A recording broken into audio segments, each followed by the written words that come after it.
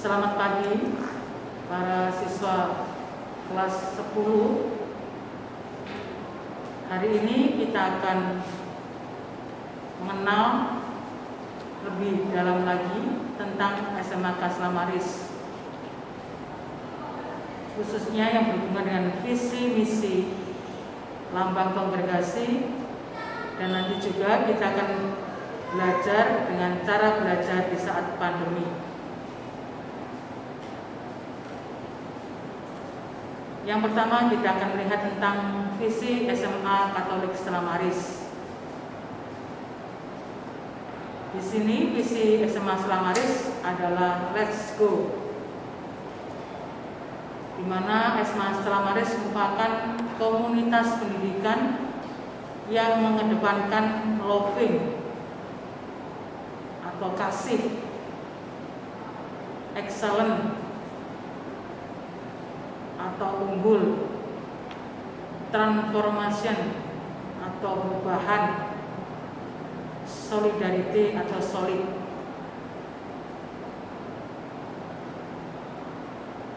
Di dalam Let's Go Selma yang dimaksud dengan loving, kasih, di mana para siswa atau warga SMA Selamaris harus menanamkan tentang kasih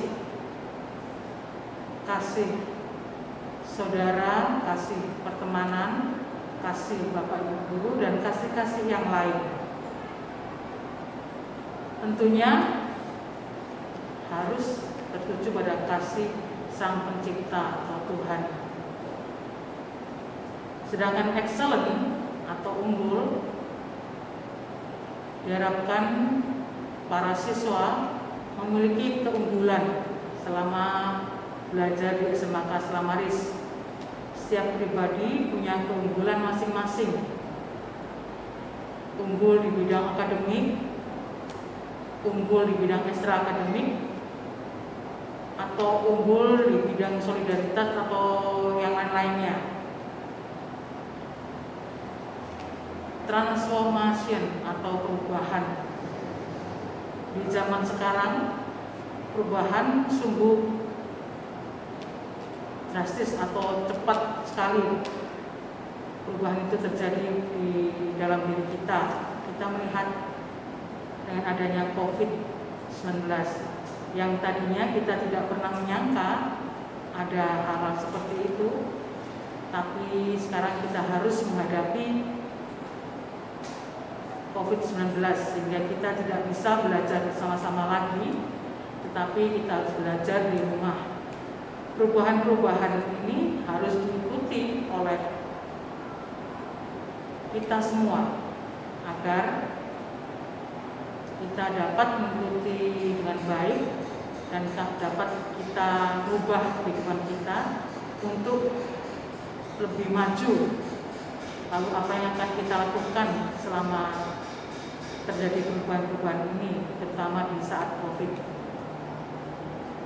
Sedangkan solidarity adalah solid, di mana kita harus saling ada kebersamaan, ada rasa solid, menyatu, dan menumbuhkan hal-hal yang harus kita alami agar kita menjadi pribadi yang mendukung kemajuan SMA Kaslamaris dengan kesulitan bersama. Sedangkan misi SMA Kaslamaris yang pertama, menumbuhkan pribadi yang memiliki integritas kuat dalam iman, ilmu, serta kehidupan berbangsa dan bernegara. Yang kedua, mewujudkan spiritualitas iman Katolik yang dijiwai semangat kebebasan dan cinta kasih. Ketiga, mencerdaskan intelektual peserta didik melalui kegiatan pembelajaran dan teknologi. Di dalam misi SMA Kaslamaris, kita sebagai warga negara Indonesia dan di mana SMA St. Maris adalah sekolah Katolik,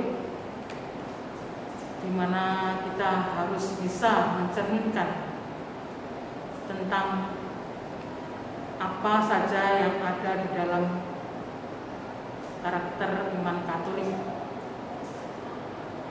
Tentunya kita harus dapat menjadi pribadi yang lebih baik,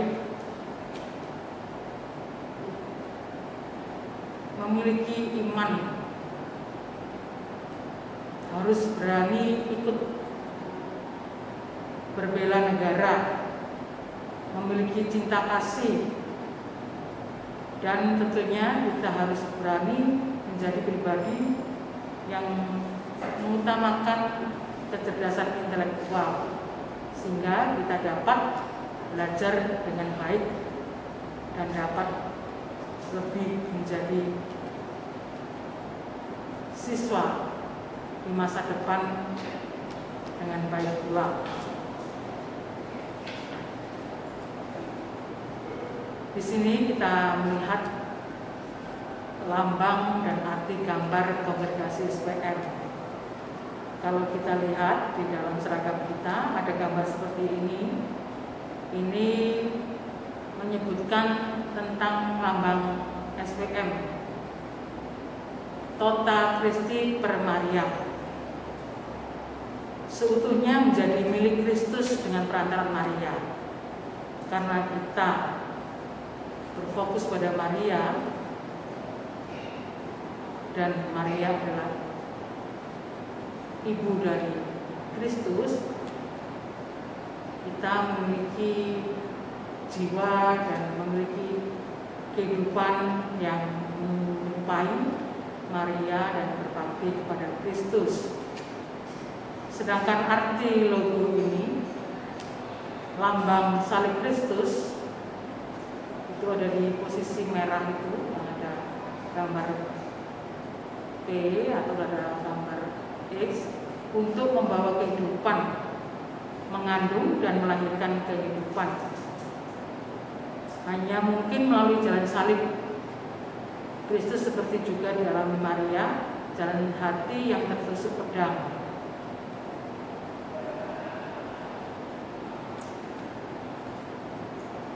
Sedangkan huruf M, inisial Maria, jalan kita untuk menjadi milik Kristus melalui jalan Maria, yaitu jalan mengandung sabda Allah dan melahirkan kehidupan. Tadi sudah saya sampaikan bahwa Maria adalah ibunda Kristus, di mana segala kegiatan tertuju pada sang pemilik hidup, yaitu Kristus. Sedangkan lambang berikutnya yaitu bunga matahari. Di tengah ada gambar bunga matahari yang mekar, melambangkan keterbukaan dan kesetaraan kepada Kristus sang matahari sejati. Seperti Maria, kita pun meneladani Dia, bersikap terbuka dan mengarahkan seluruh hidup kepada Kristus, mengarah kepada matahari sejati, di mana keterbukaan hati di hadapan Allah, seperti Maria, bagaikan rahim yang kosong, menerima dan diisi oleh daya hidup Allah, yaitu cahaya matahari sejati. Kristus matahari sejati menjadi pusat untuk menyerap kehidupan. Jadi lambang bunga matahari itu mengibaratkan bagaimana Maria tertuju pada Kristus sebagai hidup, sebagai pusat kehidupan. Bunga matahari di tengah salib, keberadaan hidup kita seperti Maria adalah ada dalam hati Allah, hidup dalam naungan atau kuasa Allah, roh kesuburan. Sinar mengelilingi bunga matahari membawa atau menyebarkan kehidupan yang kita serap dari Kristus kepada dunia tempat kita hidup dan berkarya atau perutusan. Sedangkan biji-biji bunga matahari, lubuk hati atau rahim jiwa yang mengandung sabda Allah, benih-benih kehidupan ilahi. Jadi kalau kita lihat fungsi dan peran bunga matahari ada di tengah salib dan di antara inisial M atau Maria, itu menyebutkan bahwa peran Maria terhadap kehidupan kita dengan menuju pada Sang Kristus.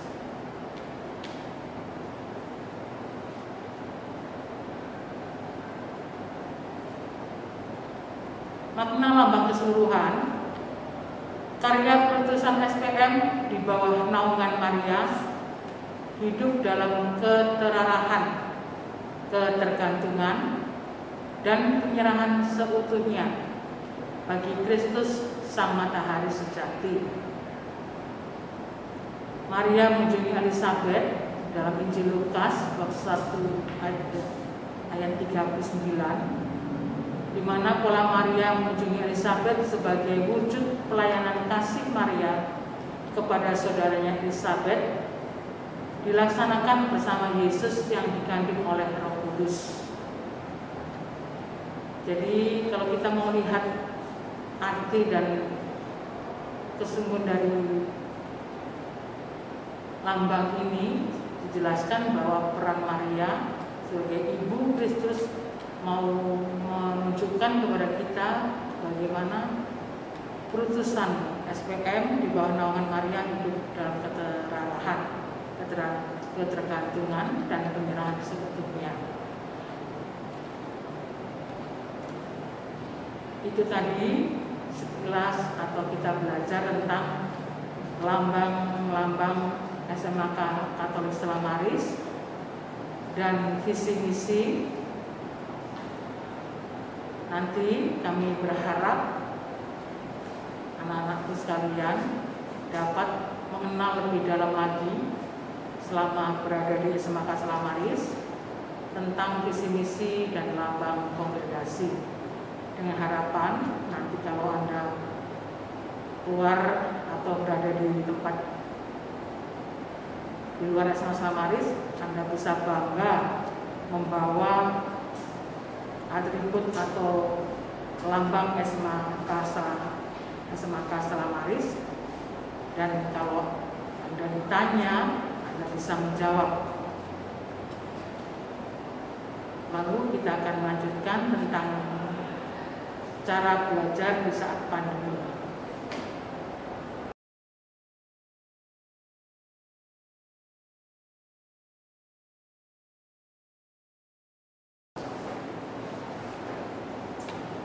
Oke, anak-anakku yang terkasih, tadi kita sudah belajar tentang visi misi SMK Stella Maris. Sekarang kita mau mengenal dan belajar di SMK Katolik Stella Maris di masa pandemi COVID-19. Tentunya berbeda sekali dengan tahun-tahun yang lalu. Kalau kita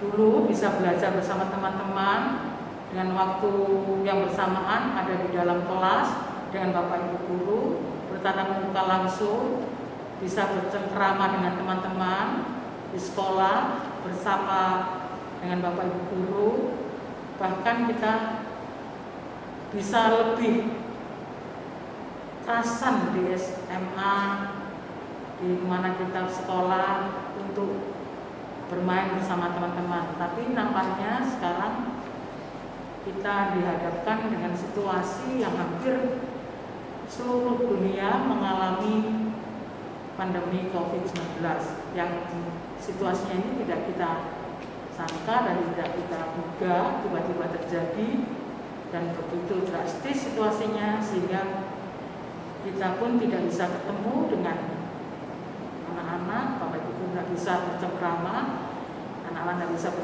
bercengkrama dengan teman-teman karena situasi semacam ini. Nah, sekarang apa yang harus kita lakukan belajar di masa pandemi? Karena kita juga masih bersekolah, jadi kita harus melaksanakan belajar di saat pandemi.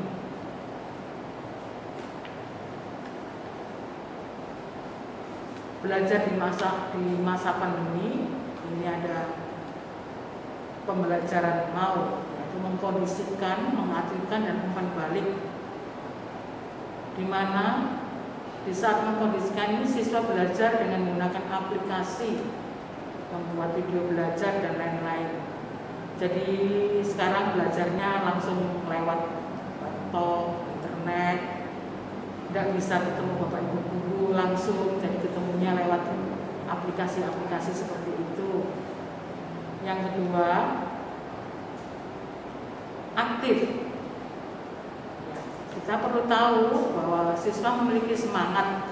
Siswa memperlihatkan hasil kerjanya dan menjelaskan secara daring sehingga terjadi interaksi antara siswa dan guru di ruang lain. Anak-anak perlu tahu bahwa bapak ibu guru juga harus aktif melihat anak-anaknya selama belajar di masa pandemi. Walaupun Anda di rumah, bapak ibu guru juga akan cek ini belajar atau tidak, ini sudah mengumpulkan tugas atau tidak. Itu terus dicek oleh bapak ibu guru. Untuk itu para siswa juga harus aktif, walaupun waktu dan jamnya tidak seperti di sekolah yang berjam-jam.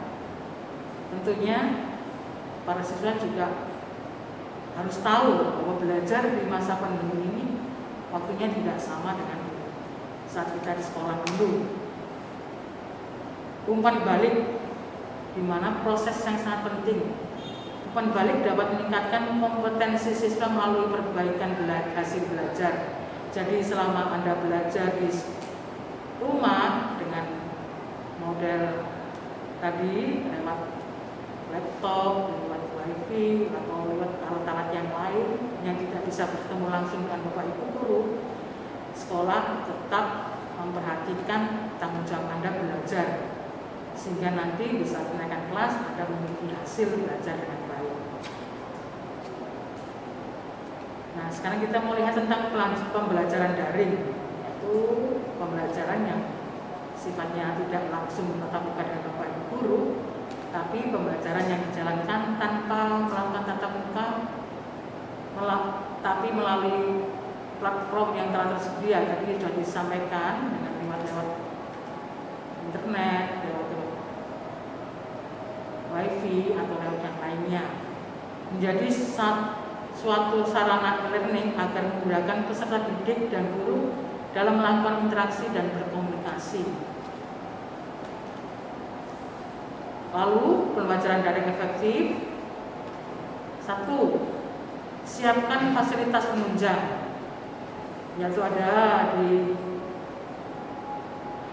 tempat Anda dengan kondisi internet yang ada, kuota internet, aplikasi penunjang, laptop, komputer, materi pembelajaran, buku catatan. Jadi itu harus aktif untuk Anda lakukan dan terus berkomunikasi dengan bapak ibu guru, sehingga materi pembelajaran dan buku catatan bisa kalian dapatkan. Yang kedua, jadwal harus disesuaikan.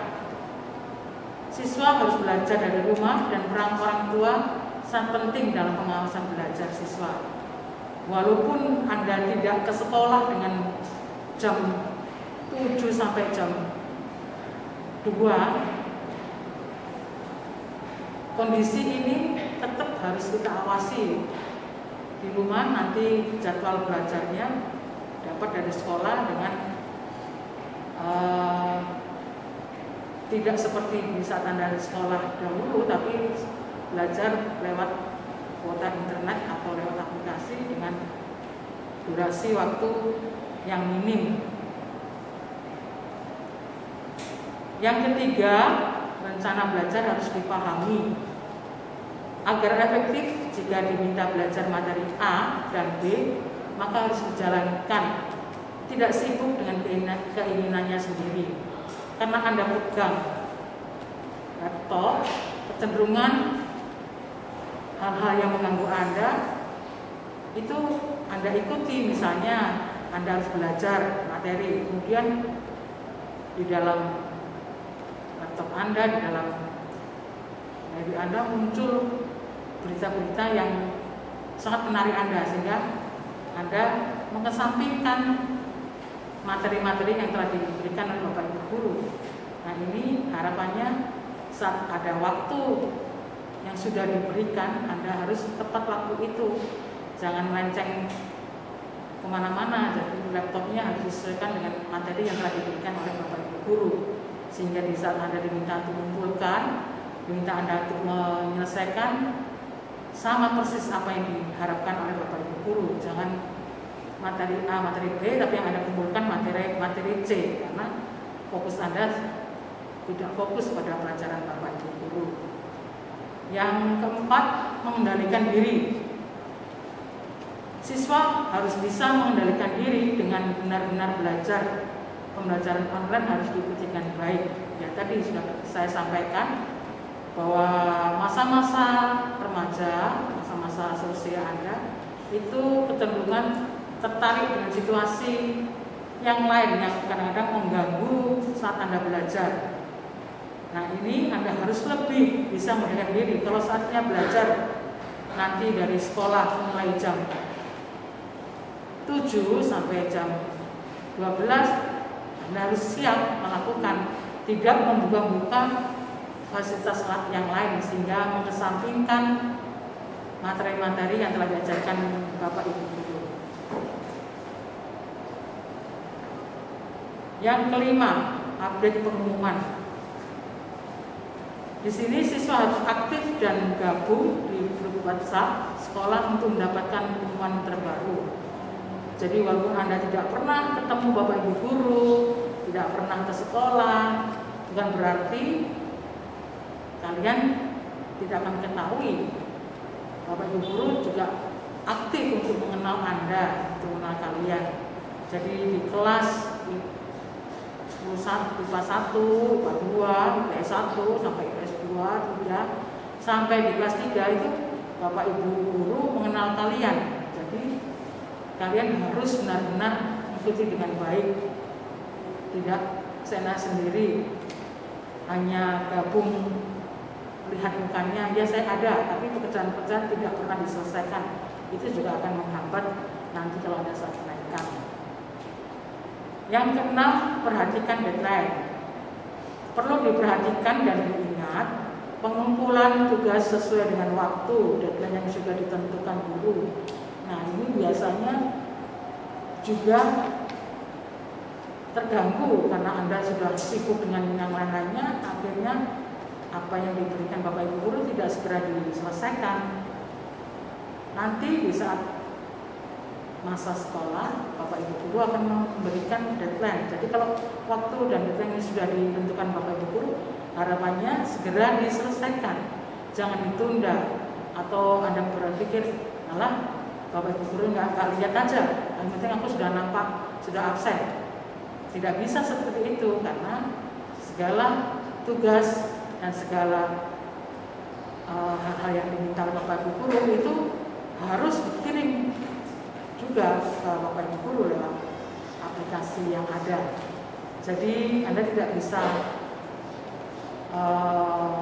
sekolah dengan metode yang santai, yang ya pokoknya aku absen, tidak mengerjakan, tidak bisa. Jadi tetap harus mengerjakan. Jadi sekolah ini memang sifatnya karena kondisi COVID, jadi kita berusaha untuk mengikuti, karena kita tidak mengikuti nanti akan tersebar gejala-gejala COVID sampai ke anak-anak dan lain sebagainya. Jadi sudah jelas tadi para siswa. Kalau sudah jelas, tentunya ada pertanyaan, nanti coba Anda buat ya di rumah, lalu dikirimkan lewat aplikasi atau lewat itu yang sudah kami siapkan, sehingga nanti Anda bisa mengerti dan sungguh paham apa yang diberikan oleh gurumu yang nanti. Pertanyaannya yang pertama, kelebihan dan kekurangan pembelajaran daring dan pembelajaran tatap muka menurut kalian. Jadi selama ini kelas 3 semester 2 ini kan Anda belajar lewat daring, tapi waktu kelas 1 dan kelas 2 SMP Anda belajar lewat tatap muka. Nah, ini ada kelebihan dan kekurangan di mana? Coba Anda nanti melihat dan nanti coba dikerjakan. Semua juga punya kelebihan dan kekurangan, Bapak Ibu guru juga sama. Nomor 2, apa yang kalian lakukan jika saat mengikuti pembelajaran daring saat SMP kalian belum paham dan materi yang diberikan oleh Bapak Ibu guru? Lalu bagaimana Anda harus melakukan? Ya, karena kan nggak bisa tatap muka, jadi kita harus lewat daring. Apa yang pernah Anda lakukan kalau kesulitan untuk mengikuti pelajaran dari Bapak Ibu guru? Yang ketiga, apa yang kalian lakukan jika saat pembelajaran daring kalian mengalami kebosanan dan kejenuhan atau kejenuhan? Ya, tentunya Anda juga mengalami kebosanan dan kejenuhan ya. Kalau di rumah kecenderungan untuk hal-hal yang lain yang sifatnya untuk mengganggu kesenangan Anda mesti akan muncul itu. Dan di satu sisi Anda diminta untuk belajar yang tidak ketemu dengan teman-teman dan Bapak guru, jadi Anda belajar sendiri. Ya, ini pasti ada. Nanti coba kalian tulis ya. Berikutnya yang nomor 4, bagaimana pendapat Anda mengikuti MPLS secara online? Anda rasakan, Anda lihat apa yang Anda dapatkan, perasaan Anda bagaimana dengan biasanya kalau MPLS itu kan kalau waktu-waktu sebelum ada COVID itu kan bisa bersama ya, bisa kenal teman-teman ya, bisa senang-senang. Nah sekarang nggak bisa. Nah ini bagaimana situasinya? Apa yang kamu rasakan? Yang kelima, jelaskan pembelajaran daring efektif. Tadi sudah kami sampaikan hal-hal apa saja yang harus kamu kerjakan selama daring supaya efektif dan nilainya supaya juga baik dan bisa naik kelas. Itu tadi sudah Ibu sampaikan. Coba kamu lihat lagi dan kamu bisa meneliti kira-kira apa ya supaya nanti saya bisa naik kelas. Yang keenam, bagaimana pendapatmu dalam mengikuti pembelajaran lewat aplikasi daring? Ini tadi sudah disampaikan ya, cuma ini nanti kamu coba menjelaskan. Ada kesusahan, ada kesenangan, atau ada yang lain yang membuat kamu belajar selama daring ini. Itu cukup yang saya sampaikan. Semoga materi tentang visi misi, kemudian tentang belajar di masa pandemi COVID-19 dapat Anda rasakan, Anda ikuti, dan nanti tentunya kalau Anda kesulitan, Anda bisa bertanya kepada Bapak Ibu Wali kelas atau pada Bapak Ibu guru, ya tentunya lewat aplikasi-aplikasi yang sudah kami tentukan. Terima kasih, selamat siang.